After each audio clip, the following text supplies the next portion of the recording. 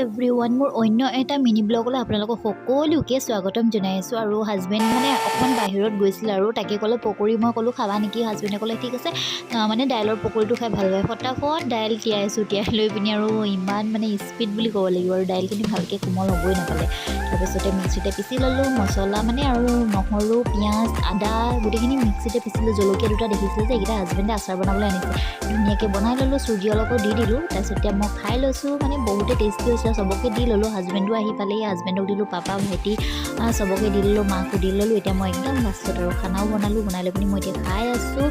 আৰু খাই মানে বহুতে টেষ্টি হয় আৰু ঠাণ্ডা যিহেতু পৰিছে ন, সেইটো কাৰণে পকৰি খাই ভালো লাগে বাৰু। আৰু কোনে কোনে আপোনালোকে পকৰি খাই ভাল পায় কমেণ্ট কৰিব নাপাহৰিব দেই। আৰু যদি ভিডিঅ'বিলাক ভাল লাগে লাইক, কমেণ্ট, শ্বেয়াৰ, ছাবস্ক্ৰাইব কৰি দিব আৰু বেল আইকনটো টিপি দিব, তেতিয়াহে মোৰ ভিডিঅ'বিলাকৰ ন'টিফিকেশ্যন পাই থাকিব। আপোনালোকে বনাই খাই চাবলৈ, খাবলৈ সঁচাকৈ বহুতে টেষ্টি লাগে। আজিলৈ তেনেহ'লে আহিছোঁ, বাই।